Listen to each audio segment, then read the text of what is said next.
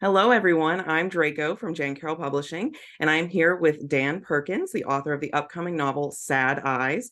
Dan, I am so happy that you were able to join us today. We're really looking forward to the release of Sad Eyes Book One in just a few weeks on November 21st. Can you share with us a little about what the readers can expect from the first installment of Sad Eyes?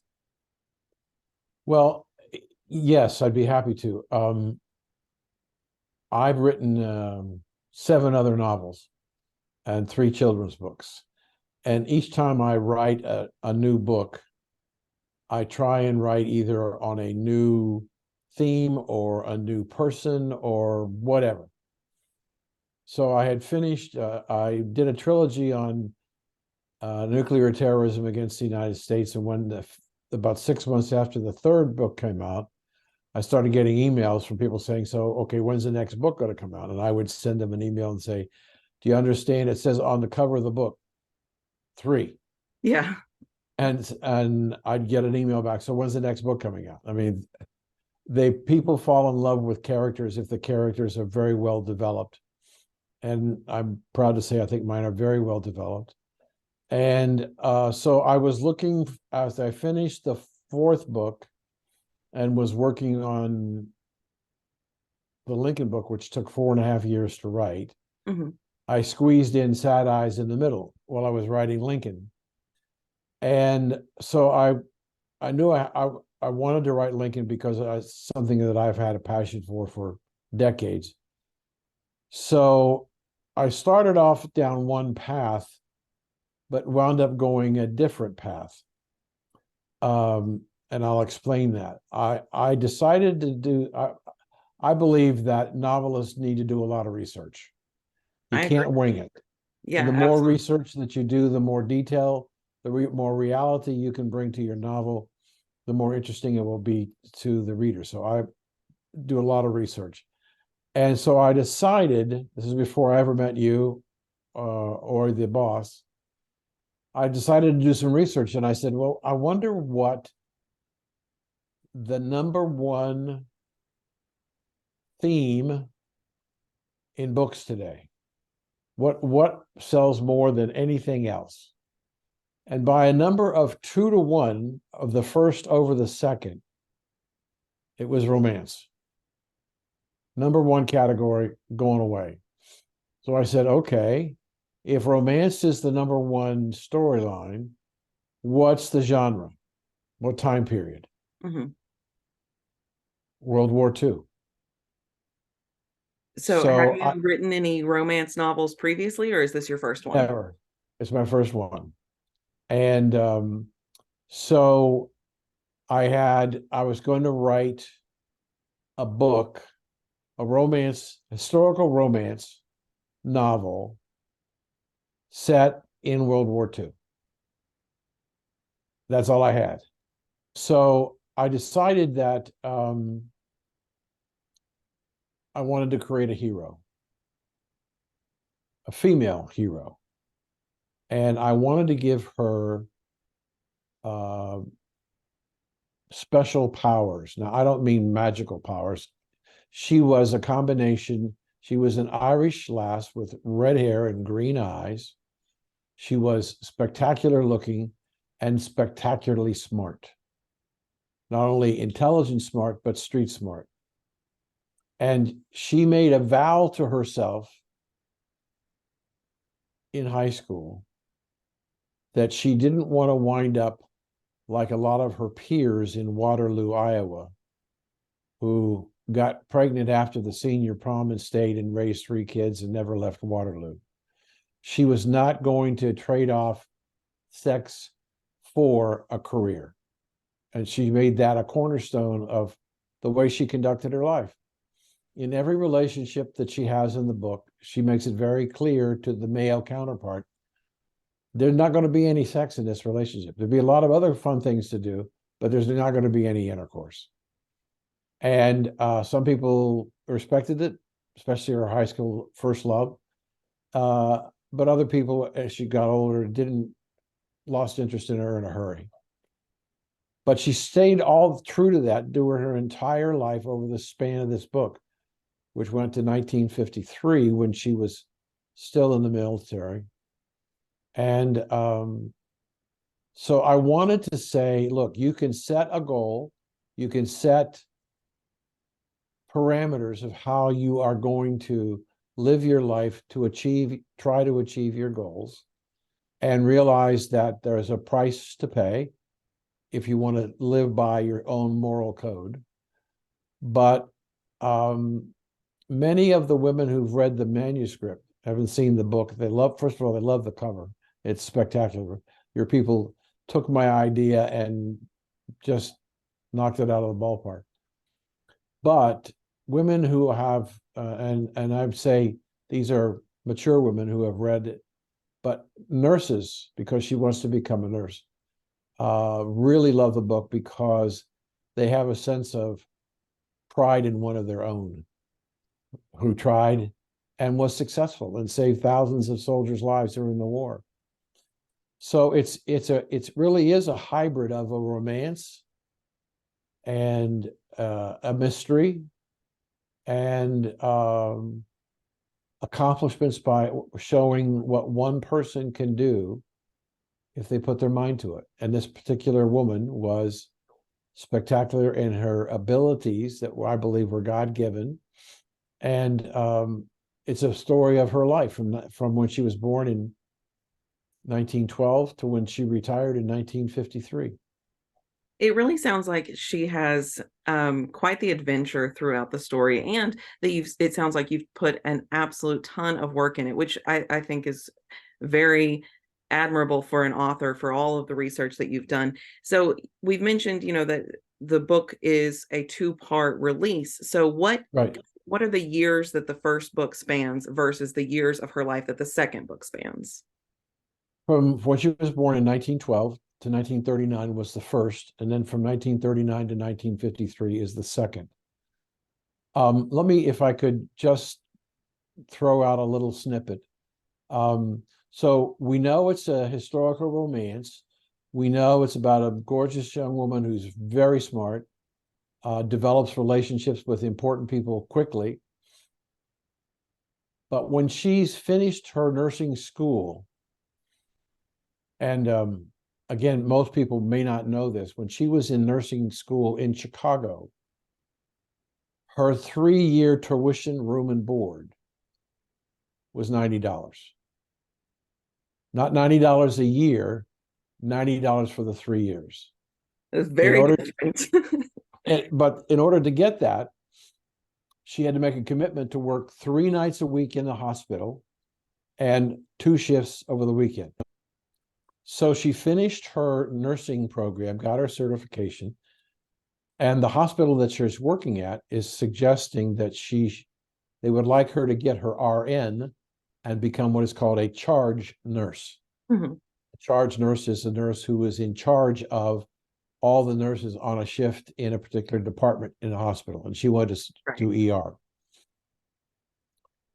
Now, you take that, and now I'm going to throw a huge twist. She's at LaSalle University in Chicago, enrolling in the RN program. She's sitting in the library, and she looks over, and this man is just staring at her. Doesn't blink, he just looks at her. And finally, he gets up and walks over and sits down and introduces himself. And he says he's with the FBI. And he pulls out his badge, and she looks at it. And he says, is there a place we could get a cup of coffee? Somewhat private. And she says, there's a coffee shop around the corner from the school. Mm-hmm. So they go there. And he tells her how she is as she's heard this many times before, the most striking woman he has ever seen.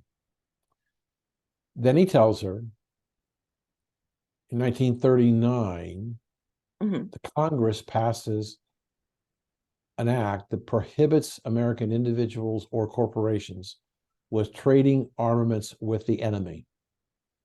He tells her that the FBI has been following the Chicago Mafia, who they believe are sending weapons and ammunition to Mussolini, mm-hmm. in Italy.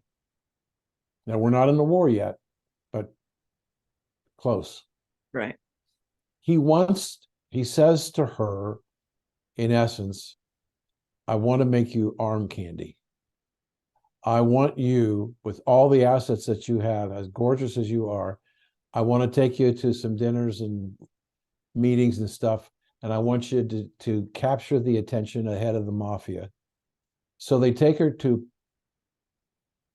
a famous department store in downtown Chicago, and they totally remake her. A new wardrobe, new makeup, everything, and she's in the Carole Lombard mode as a movie star, Hmm. and she's absolutely striking. And they ultimately go to a party where the head of the mafia is having a dinner party, and he sees her when she walks in the room, and he just ignores everybody and rushes over to her and says, "You're having dinner with me." And so they sit down, and she talks, and she gets him to tell her that in fact there's going to be a shipment of ammunition and weapons going to Mussolini, going out of the port of Chicago, at which time the FBI breaks into the room and arrests everybody. And she gets arrested, but she's taken down to the police station and she gets away. They don't Hmm. prosecute her. But I thought it was kind of an interesting twist that had nothing to do with nursing, but had everything to do with her assets and how they were able to use them. And so throughout the book, she gets all the clothes, but there are a black and a white evening gown that is just spectacular. And she wears them on occasion and just drives everybody crazy because they don't know how she stays in the dress. So there are several other examples of things like that in the book that Hmm. are not necessarily related to nursing. But one of the things that your boss, when we first talked about the book, when she saw the manuscript, that she really liked is I did something I've never seen before. She had never seen before. I don't know whether you've ever seen it before, but at the end of each chapter, I have a paragraph or two about a life lesson learned in that chapter. In that event that took place in her life, what did she learn? How did she use it to make herself a better person, a better boss, make better nurses, whatever it was, so that we have all the way through the book with every chapter a life lesson learned, which gives us insight into her as a person. So it's written in first person. And I debated whether or not I should not put my name on the book, that I should put her name on the book. Right.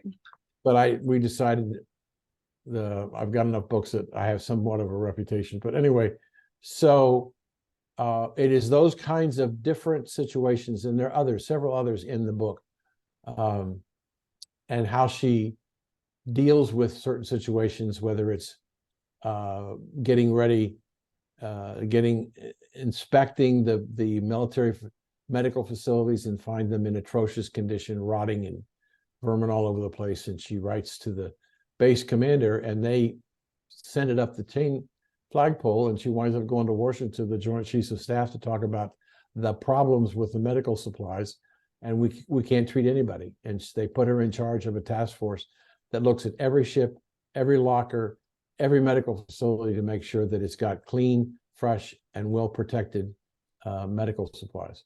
So those are the kinds of things that you'll see that are different in the book about her. Right. And I agree. I think that having a life lessons learned section at the end of every chapter is very unique. Is that something that the initial readers that you've had that have looked at the manuscript have said, "Oh, I really enjoy this as well"? Oh yeah, I haven't found anybody yet who's ever seen that. They love the idea of gaining more.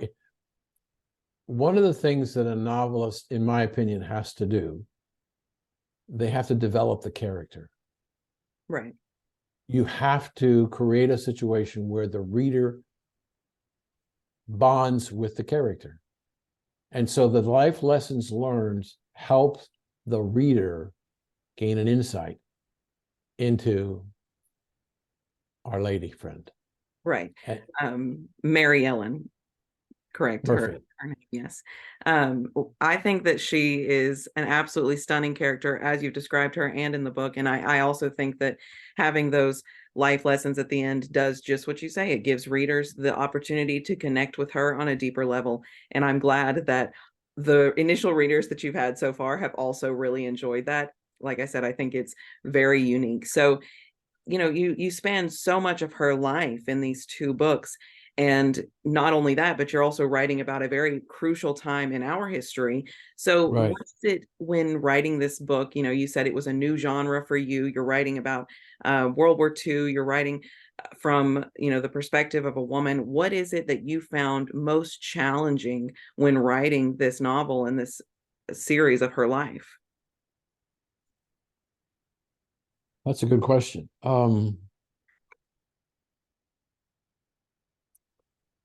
I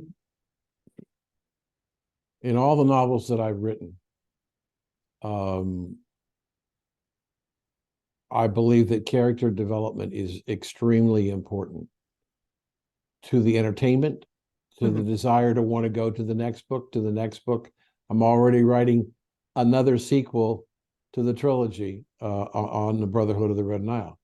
Um, I just think that you have to.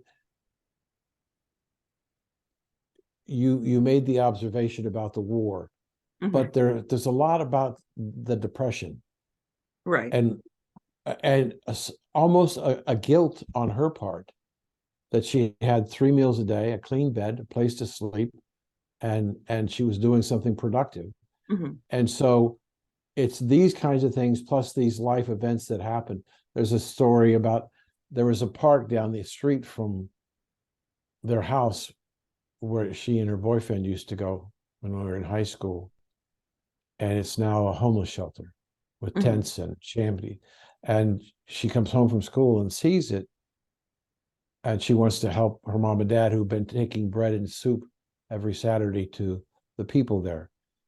She's so struck by it that she was working on the campus back in Chicago to get the students to create a soup kitchen. And it's a Catholic school, and the mother superior says not only should the students be participating, but the faculty and staff of the college should be participating. So we get a sense of the real anguish and what was going on in the depression and the dust bowls and everything for sale and homeless people. We get real insights. So those are all things that, again, I think help develop the character so that she becomes very real. Right. So essentially just making sure that you have characters that readers can fall in love with and connect with and want to come back to. Have you found that to be one of your challenges in other books as well? Just wanting to make sure that your characters are as relatable and can form, emotional connections with the readers? Yes. I this book was a challenge because, as I said to you in the beginning, I was writing Sad Eyes in the middle of writing this Right. behemoth book on Abraham Lincoln, and they're two totally different characters, two different things going on, and it took a certain amount of discipline when I was writing about Lincoln to keep my attention focused on the title of the book is Abraham Lincoln and the Second Assassin, another assassin, and to develop all of the things that were necessary to make that story very compelling at the same time. And actually, what happened was when I decided I wanted to write this book and I started to write the book, I have never done this before. This was the first time I ever did this. I had written maybe 10, 12 chapters, threw them all away Wow. because as I read it, it wasn't exciting enough. I want people to take a deep breath and have to go a couple of chapters. I'm a big believer in cliffhangers over multiple chapters. Um, and and they're in this book, but it's hard to write. I took the only course I've ever taken on creative writing was here on Sanibel, Florida, at the Big Arts Center, and I Mhm. took a course from a woman who's written 12 murder mysteries. And she talked about the writing process, and she's I talk to her whenever I get a chance to see her or when she's down here. And I said to her, I've got this idea. I'm writing the Lincoln book, but I got this idea for another story. And she said, most people can't write two books at the same time. They have to finish one and start another. I said, I understand that. It's difficult. But I think I just got off on the wrong. I don't think the Lincoln book influenced the poor beginning, but it was, and the current book that I'm reading, which is titled Satan's Soldiers. Mm-hmm. It's a story about a terrorist group in the United States that their mission is to kill all the Catholic bishops and destroy the Catholic Church in the United States. Again, mystery, intrigue. And so, but I'm only writing one book right now. But I do write a lot of commentary all the time. But you have to, if my wife is probably my biggest critic. If she don't like it, it don't go any further. And she loves this book. She thinks this is a wonderful story, human interest story, believable about a person that could do these kinds of things. And I think it's just it's not a hard read. It's not going to be, I think there are 260 pages in each book. So it'd be a quick read. I wouldn't be surprised if people don't read it more than once. Certainly the sign of a good book is one that you can pick back up and fall in love with all over again. There are several books in my collection that I feel that way about, and I think that readers will feel that way about Sad Eyes too.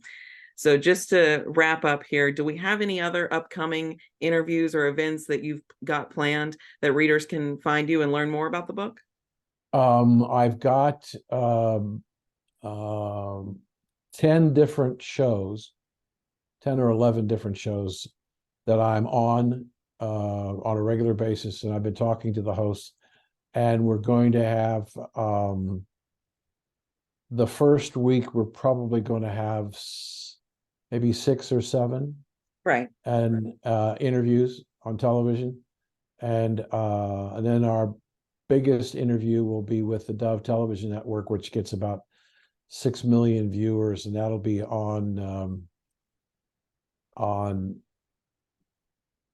Pearl Harbor Day, December the 7th.